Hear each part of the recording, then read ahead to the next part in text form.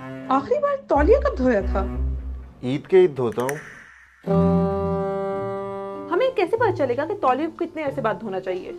ये एक अहम सवाल है जिसका ताल्लुक डायरेक्ट हमारी सेहत से है।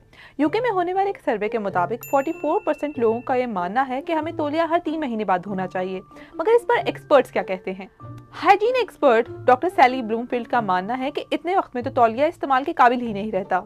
डॉक्टर सैली के मुताबिक अगर आप बाकायदगी से अपने तौलिया को नहीं धोते तो उस पर जरासीमों की तादाद में इजाफा होता रहता है, जो कि आपकी सेहत के लिए नुकसानदेह हो सकता है।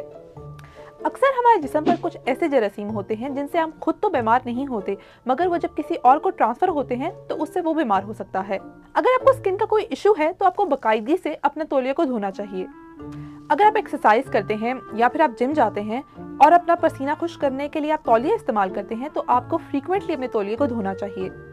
स्किन स्पेशलिस्ट डॉक्टर क्रिस्टीना के मुताबिक जिम और घर के साथ साथ आपको चेहरे और जिस्म के लिए अलग तौलिया रखना चाहिए।